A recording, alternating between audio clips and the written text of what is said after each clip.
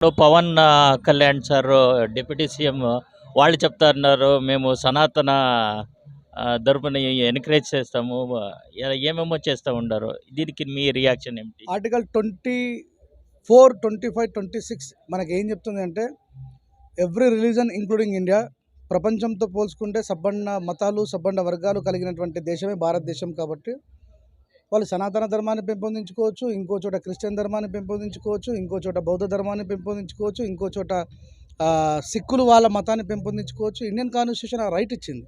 మరి ఏ మేరకు అంటే ఒక రాజకీయ నాయకుడికి అవసరం లేని విషయం అది. అది మతాధిపతులు చేయాల్సిన పని మరి పవన్ కళ్యాణ్ గారు చేస్తున్నారు. మన ఆయన డిప్యూటీ సీఎం మతాధిపతి అనేటువంటి విషయాన్ని సారే తెలుసుకోవాలి.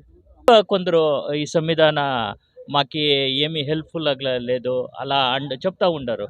పెద్ద పెద్ద అప్పర్ క్యాస్ట్ స్వామిలో అంతా కర్ణాటకలో చెప్పిండారు రీసెంట్గా. ఈ మీ రియాక్షన్? వాళ్ళ లాక్ ఆఫ్ నాలెడ్జ్ మాత్రమే. బాబాసాహెబ్ అంబేద్కర్ గారి యొక్క భారత రాజ్యాంగం ఏదైతే ఉందో అది అన్ని వర్గాల ప్రజలకి అద్భుతమైనటువంటి అవకాశాలు ఇచ్చింది. దానికి one of the greatest example ఏంటంటే 3% ఉన్నటువంటి అప్పర్ క్యాస్ట్ వాళ్ళు 10% రిజర్వేషన్ తీసుకుని ఎకనామికల్ వీకర్ సెక్షన్ పేరు మీద తీసుకుంటున్నారు. వాళ్ళు ఇప్పుడు ఇంతవరకు మాట్లాడిన వాళ్ళు మరి ఈ రిజర్వేషన్ ఎందుకు తీసుకుంటున్నారు అనేటువంటి విషయాన్ని ఒకసారి వాళ్ళే పరీక్షించుకోవాలి. అట్లా లాక్ ఆఫ్ నాలెడ్జ్లో ఉన్న వాళ్ళు బాబాసాహెబ్ అంబేద్కర్ గారిని విమర్శించడం అనేది చాలా సిగ్గుచేటు.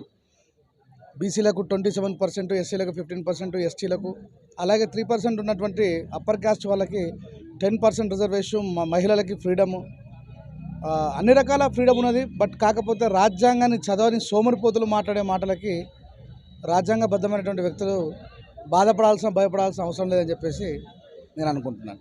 ఇప్పుడు